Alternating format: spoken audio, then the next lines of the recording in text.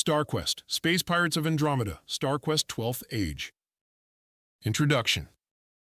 The tale is not ended, for all true tales are part of a greater.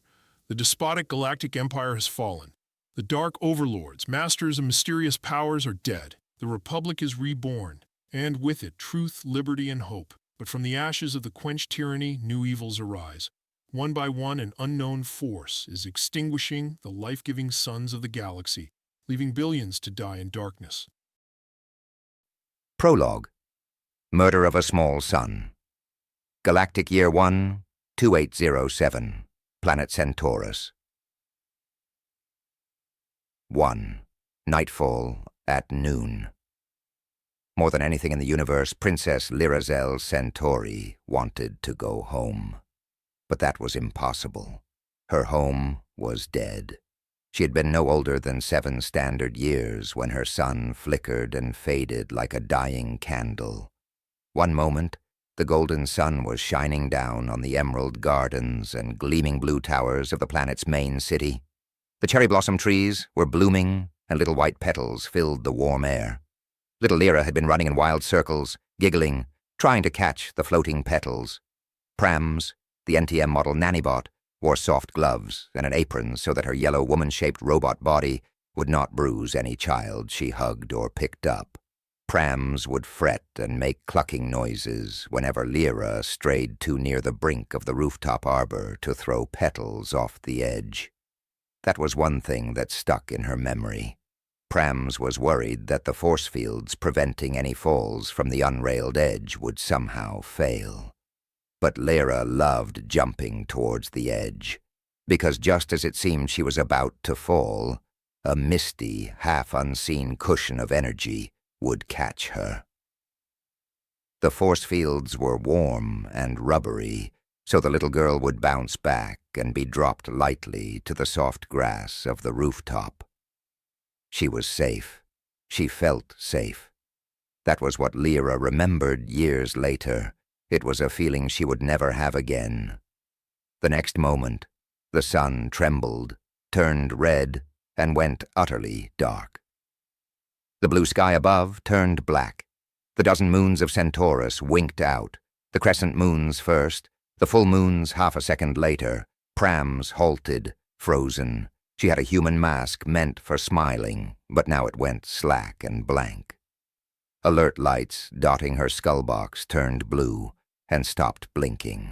Robots were loyal and clever, but when confronted by anything their programmers could not foresee nor imagine, they stalled. The sight of the nanny suddenly stock still scared little Lyra.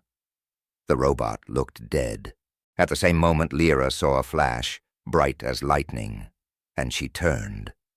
Lyra saw one of the larger buildings, a vast pyramidal structure with energy broadcast antennae on every balcony erupt in flame.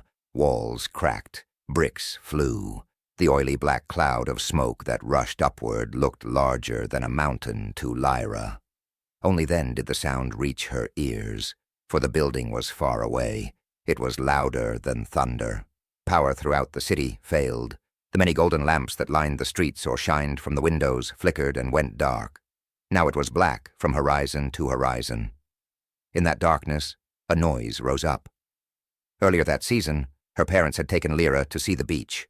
The 12 moons with their battling tides made the waves high and wild, so her parents did not allow her onto the rocky shore itself. This noise sounded like that, a roar like the sea.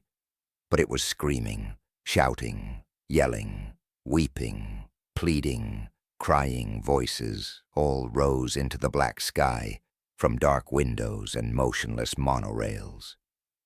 The whole city was panicking. Her father's voice spoke to her. She heard it clearly. The Empire has put out the sun. Then he told her about the button hidden under Pram's cap. She stood on tiptoe and pushed it, just as her father told her to do. The amber lights on Pram's skull flickered and came to life again. Then he spoke again, clearly and carefully. Prams, Daddy says, pick me up and carry me as fast as you can to the temple's spire. The robot's alert lights blinked in confusion. "But Your Highness, His Majesty told me to sit with you here and watch you. Mustn't go against what we're told. Sweetie pie, listen to Daddy. Say these words: emergency mode, safety protocol off, final override, child in danger." Lyra spoke slowly and loudly, careful to say the words exactly as she heard them. "Elmer Gent Seamud, save T-Pro tow call off. Fine all override, chilled and unsure." It must have been close enough. Suddenly, Pram's was different. The light in her lenses changed to a bright blood red, flickering and flashing. Pram's snatched up Lyra. The motions were rough and quick. Her metal legs became a blur. They moved faster than a pony galloping. Pram's was not really Pram's any longer. She looked the same on the outside, and the smiling mask of affection was still smiling. But something was wrong. Instead of using the service door, she ran through the human door. They emerged onto a crowded walkway. Always before, Pram's never touched any other human except to hug or help. Always before, she never disobeyed a human order. Now, when someone shouted for her to stop or render aid, Pram's simply rushed past, or if anyone jumped in the way, Pram's knocked him down and ran over him. Lyra's next memories were blurry, just a nightmare sensation of running in the dark with voices screaming all around. Every now and again, there was a flare of light, as some robot, acting as ruthlessly as Pram's, assaulted a human to save its owner. Or there was a brighter flare from the muzzle of a blaster pistol, as a human opened fire, trying to clear a path. Lyra was surrounded by screaming, pleading, panicking faces, faces seen only as jerking images in blinking lamps of emergency signs and rescue bots. The race through the crowded boulevards seemed to last hours. Lyra squeezed her eyes shut and tried to bury her head in the comforting apron breast of her nanny. But this robot was not really her nanny any longer. There was no comfort there. She looked up only twice. The first time it was because the crowd noise changed in pitch. It grew shrill and terrible. Lyra peeked. Between the towers of the city, she saw it coming down toward her. Here was an interstellar battleship in mid-air. The ship was enormous, over 1,000 feet from stern to bow. The hull was streamlined for atmospheric maneuvers and shaped like a titanic spear blade. Even such large ships, when coming down through the air, usually made no more noise than a cloud, buoyed up by anti-gravity. This one came screaming down through the air, belly first. Contrails of vapor rushed upward from the gunnels. The entire ventral hull surface was a single armored plate, glowing cherry red with re-entry heat. It was by the light of this glowing hull that the descending giant was visible. The battleship was firing as she dove. Bolts of plasma energy, thick as columns and bright as lightning, flashed between the ship and the city. The towers were burning, as were the rooftop gardens and arbors. There was no counter-battery fire from below. The rapid descent was too swift for that. Just before she was impaled on the tower tops, the great ship's engines bellowed. The ship decelerated sharply, hull groaning in protest. A whine of repulsor rays climbed up the scale out of hearing. The fall of the ship slowed. Structures, pavement, vehicles, people, and anything else directly below the dreadnought was smashed, crumpled, and torn to bits by the action of the rays. The ship jerked to a halt. The supersonic shockwave in her wake now exploded downward and outward across the broken tower tops of the city, fanning the flames into tall white swaths of fire. Windows in skyscrapers all down the boulevard shattered. The warship keel sank into the concrete, broken glass, shattered stones, and bloodstains buried beneath. Small, sleek fighters on roaring wings now launched themselves from flight decks, lining the port and starboard of the mighty starship. With shrill, screaming thrusters, The dark fighter craft flitted between towers, strafing those below with twin plasma cannons. It was a terrifying sight. The second time Lyra looked, it was because the sound of the crowd grew suddenly quieter. The mob here was smaller. Also, the noise of Prams's rushing feet was different. Her footfalls echoed and boomed. She was no longer running on street pavement, but on the panels of a bridge. Lyra peeked again. She should not have. This was the bridge leading to the sacred spire, or rather it was the sole remaining bridge. All the bridges but this one had been retracted, and the heavy blast doors covered the golden entryways. The spire rose high above the surrounding buildings. Its crown was circled by parabolic dishes and radio horns. There was also a small takeoff pad there, large enough for the single one-man skiff used as a courier ship to bring private messages to and from Daddy's office in the temple. Most craft this small bore no names, but Mother had christened her Mustard Seed. The top of the tall spire was still lit. The tractor presser array used to launch the one-man skiff was bright, and the ship herself gleamed like a silver bird. But the main body of the spire was dark. The golden doors were shut, and the lamps were off. The force field railings that should have been at the edges of the bridge were also off. 1,000 people tried to force their way over a narrow bridge meant to hold 100 acolytes, walking in solemn ceremonial processions. 1,000 were rushing to seize a single one-seater craft. The crowd was stampeding, and the bridges had nothing at the brink to catch anyone who stumbled. Lyra saw men, women, and children, merely as black silhouettes in the dark air. They were pushed off the bridge. Perhaps they screamed as they fell, but any sound was smothered by the screaming of the crowd. It was madness. Lyra was sure she would fall. Terror choked her. In panic, she clutched at Prams, her little knuckles white with the strain where she clung to the folds of Nanny's apron. Pram's strong mechanical arms plucked her up and tossed Lyra into the air. Lyra screamed a thin, high-pitched wail, her arms and legs clutching at nothing. There was nothing to grasp. But Prams was not flinging Lyra off the side of the bridge. Lyra sailed up, high over the heads of the final rank of rioters in the way. Up she went, screaming in fear, but then, like a deep rumbling sound on the edge of hearing, like a pressure in the air before a thunderstorm, Lyra felt her father's gaze upon her. He was guiding her down into his arms. Often he had thrown her in the air and caught her like this, and she could somehow feel the strength reaching out from his upstretched hand and surrounding her warmly. She passed through the air and came down gently into the grasp of her father. Father was standing on the bridge before the doors. Light streamed out from the open doors and cast his shadow before him. The light came from the lift tube in the chamber behind. This was a shaft of greenish tractor. Presser energy pointing upward at a manhole in the ceiling.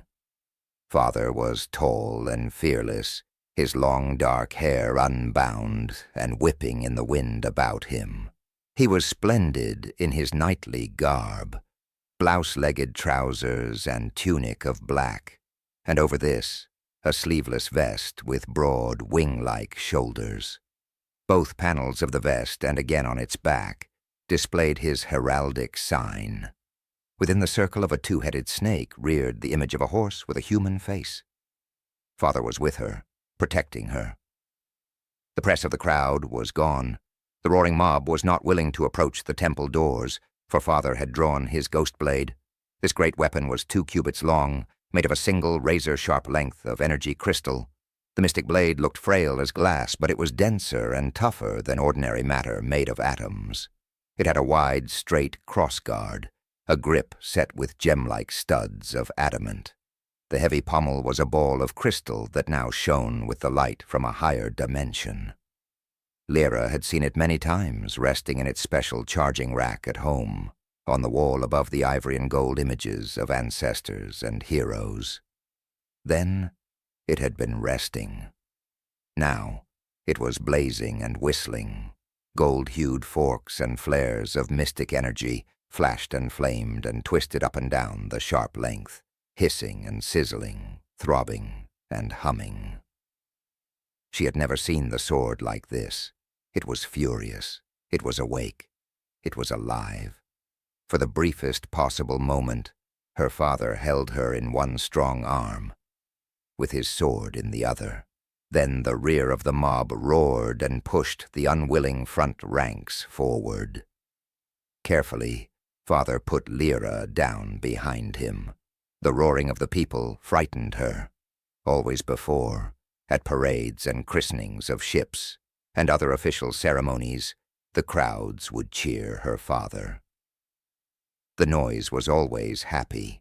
Now it was as the noise of beasts, boiling from 1,000 throats. As he turned away, Lyra saw her father's eyes disappear. Instead of pupils, now there was the strange golden glow of Curlian energy, the light from another realm, shining in his eyes. Lyra quailed, terrified at the sight. It was like Pram's. Her father was not her real father anymore. Her real father was kind and strong then, and would never cut down innocent strangers. This man, this monster, whatever he was, turned from Lyra toward the mob. The blade swept through the front rank, unimpeded, killing 3 or 4 at each stroke. The crowd pressed backward, trying to escape the terrible living blade. The forked lightning from the blade turned red and leaped from man to man, passing from the front rank to the rear, jolting and burning one and all in the closely packed throng. As the shouting crowd surged backward, bodies were flung by the dozens from the edges of the narrow bridge and went toppling end over end, away into the dark air. Lyra's mother was here, dressed in the long red skirts and white blouse of a temple maiden. She knelt, hugging Lyra. Mother spoke soft, calming words, but they were lost in the uproar and the sound of Lyra's own high-pitched screaming. Without turning to look at his wife, father drew a small scroll case, no bigger than a baton, from his belt pouch and held it out behind him. It was an antique, from the days when written star charts were rolled up into damage-proof cylinder. This tube was made of gold and emerald, entwined with images of a 2-headed serpent fighting a 3-headed hound. Mother did not pause to wipe the tear streaks from her calm, expressionless face. She took the scroll case and handed it to Prams. Lyra distinctly remembered that. Lyra had not seen how Prams had made it through the press. The nannybot had not passed through unscathed, for her apron and cap were gone. Prams was charred where a heat ray had passed over her chassis, spitting sparks from torn insulation. One leg was inoperative. Mother gathered up Lyra in her arms and ordered Prams up the lift shaft. Mother, carrying Lyra, entered the beam. Prams came hobbling behind, dragging her dead leg. Gravity was nullified. Up floated the 3 toward a small manhole in the ceiling, which snapped open. The ceiling was tall. To Lyra, it seemed as if she were hanging in midair forever. Mother, as she rose, called out to father. For a moment, Lyra did not understand what was being said. It was a final farewell. Mother took Lyra's tiny hand by the wrist and gently made it wave bye-bye to Daddy. 2. The Centurion of the Death Guard. With a hollow feeling unlike anything she could imagine, Lyra knew she would never see her father again. She twisted about in her mother's arms, reaching down, but her arms were too small to reach her father. At that moment, explosions rocked the far end of the bridge. Blinding white light of incendiaries were mixed with the green of kinetic force grenades. The kinetic grenades issued tractor presser energy at faster than the speed of sound in all directions, a solid shock wave able to kill or fling aside anyone struck. The mob parted. Men in shimmering, pallid armor with skull-faced helmets strode down the bridge, shooting into the crowd with heat rays. Men and women burned like torches as they screamed and died and toppled over the railing. Falling into the air fanned the flames to greater fury. At a signal, the armor of the advancing soldiers lit up. The strange gray-white alloy flickered with spiral pulses of light and shadow that somehow bypassed the eye and stabbed directly into the brain, so that the legionnaires blurred and multiplied and swam in one's vision. Lyra could not look directly at the pallid, flickering figures. Father was unfazed by the trick. His eyes were as bright and unblinking as a hawk's. He shifted his sword to a one-handed grip. He flourished the bracer clamped to his left forearm. With a flick of his wrist, he unfolded his shield, which was a curving surface of energy crystal. Kite-shaped, the shield was curved at the top and pointed at the bottom. The shield flickered with the same gold light as the ghost blade. Her father had told her this alloy was invincible and invulnerable to mere physical weapons, as long as the bearer never surrendered to fear or doubt. The soldiers fired again. Father caught their heat beams neatly on the shield and parried them. Pools of flame roared to either side of him. But Father was untouched. He charged the soldiers and swept his blade through them. No armor made of matter could impede that blade. The soldiers parted ranks. An officer in shimmering death-pale armor stepped forward. He wore a centurion's scarlet cloak. Blood-red tracery adorned his shoulders and wrists, and skull-like face mask. Above his helmet nodded whip-like crimson antennae, long as the plumes of a quail. "Flint," called her father. "Have the Dark Overlords sent you?" "Do not use that name anymore." The centurion raised his faceplate. The features beneath were a handsome jet black, like a statue carved from onyx. His eyes were an eerie green, like the eyes of a wolf. The dark-skinned centurion said, "For vengeance I am come." "Traitor." Father raised his blade as if in high salute. The golden light blazed brighter. "Behold, my soul is pure." "Pure in folly. You unearthed the scroll of Eld. It charts the course to lost Arcadia. Did you believe the Dark Overlords would allow their power to be overthrown? I did not believe they would so deeply damn themselves. To kill a son is sacrilege. They were once like us," Father called out. The roar of flames and the screaming of distant crowds nearly drowned his voice. "Must all perish? Let their wrath fall on me alone." "Too late. The Dark Overlords spare no man, no world. The great eye of darkness is an infinite weapon, a weapon of life and death. Infinite life, infinite death. Spare my folk, my family, and I will return you the scroll of Eld. All who witness the sun-slaying must be slain, but you must be slain by me." With this, the dark centurion closed his faceplate. He flourished a neural shock lens shaped like a slender black wand. With a snap, two parallel blades, each a foot long and an inch apart, slid out of the forward tip. The weapon now had the aspect of a bident, like a spear with two overlong and over-narrow spearheads. Blue-white sparks of neurotoxic energy flickered in the gap between the forks. This weapon was forbidden on all civilized worlds.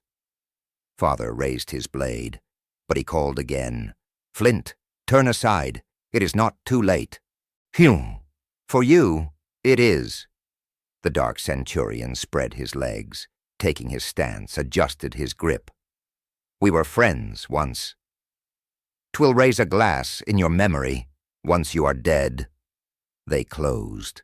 Father struck, but the dark centurion caught the blade between the forks. The ghost blade would have cut through any matter, but the blue-white energy field erected between the parallel forks trapped it like iron trapped by a magnet. The two men wrestled, each trying to twist the other man's weapon out of line. Father concentrated. The red-gold psychic fire of the ghost blade blazed blindingly bright. fighting the blue-white neural energy of the black technology weapon. The Dark Centurion twisted the controls of his shock lens, amping up the power to unsafe levels. There was a thunderclap. The mingled fields broke their containment. The dangerous buildup of energy erupted from the tips of the forks, reached out like a crooked finger, passed over Father's shoulder, and flew high. Mommy stiffened, her face pale with shock. She opened her mouth but could not scream. Then the life in her eyes went away. It was not Lyra's mother anymore. Lyra was being held in the arms of a dead woman. At the same time, a blast of red lightning gushed from the ghost blade in Father's hands and struck the Dark Centurion in the face. The force of the ruby blast smote the ivory helmet off his head. The Centurion was flung backward. A curve of flying blood drops and smoke wisps trailed after him. The neural shock lines went spinning away through the air, forks shattered, haft afire. Father crouched behind his shield. Shrapnel from the explosion bounced from the golden surface and rippled with concentric sparks at each place it was struck. But now Father looked over his shoulder and saw his wife, little daughter, in her lifeless arms being wafted lightly upward by the lifting beam toward the lofty ceiling. The strange light in his eyes was gone, replaced with a look of woe. His face was drained of all color, all hope. The light in his blade wavered. The glowing shield grew dim. The strength of will powering his invincible arms died with his wife. The soldiers came toward him at a run. A dozen heat rays transfixed him. In an instant his whole body was pierced with fire, wrapped in flame, shrouded in smoke. Then Lyra passed through the manhole in the ceiling, and the terrible scene below was cut off. She was on the roof. Her mother came out of the anti-gravity field. Weight returned. Mother fell. There was no breath, no heartbeat, nothing. The stroke of nerve-destroying energy from the broken shock lens had done its work. Prams was yanking on Lyra's arm, her mask once again smiling, begging with the little girl to get moving. Ups-a-daisy, be a peach, my little mistress. Come along, we must be in the ship now. The voice of one of Father's other robots came down from above. No pre-flight check, them's the orders. Can't tell what will happen. Blow up on takeoff most likely. Mark me. The one-man courier ship had been raised into launch position, standing on her tail. The canopy was open. Father's chauffeur was nicknamed Jets, an AV-8 R-model flybot. He was not an android, but was ball-shaped. He was equipped with anti-gravity panels and long, retractable limbs, jointed and slim as the legs of a spider. The engines were roaring and whining. Condensation was pouring from the spot where the coolant lines running from the miniature gantry had just finishing pumping. Jets hurriedly detached the lines with one set of limbs while flicking the override switches, one after another, on the control panel in the cockpit. Turn off the blinking red lights and pinging alarms. Beneath the tail of the ship was the emitter mouth of the tractor pressor beam. The sirens warning everyone to clear the area were ringing. Yellow lights flashed. Prams stood up on her one good leg and pulled herself halfway up the short ladder leading to the cockpit. Jets reached down with his telescoping limbs to take Lyra into the pilot's seat, which at the moment was horizontal. Lyra struggled, trying to get to her mother's body. Both robots tried to force her to strap in. Prams murmured commands in a soothing voice, and Jets uttered commands in a snapping, waspish voice, intermingled with dire warning and predictions. The manhole beneath them now snapped open again. The green beam of the lift flickered with shadows. Someone was coming. Lyra felt faint and stopped struggling. Was it her father coming? Jets threw an emergency air blanket over Lyra, since there was no time to put her in any sort of spacesuit. It blocked her view. The wails of sirens filled her ears. She heard the thunderbolt roar of blaster fire. "Take off!" shouted Jets. The robot voice came from directly behind her, from the socket just behind the cockpit. A sensation of weightlessness overcame Lyra as the ship was enfolded in a gravity-nullifying field. There was a thud as the canopy shut and sealed. Through the canopy, she heard the shout of the Dark Centurion, "Halt, or I fire!" The voice of Prams rang out in a cold, emotionless tone. "Child in danger!" The clamor of shouts, the thud of footfalls, sounded as more soldiers rushed up onto the roof. Blasters roared again. The ship shuddered as it was struck by stray bolts. A tractor beam flung the ship upward with an eruption of noise. Lyra was momentarily deafened, all sounds diminished to a dim ringing in her ears.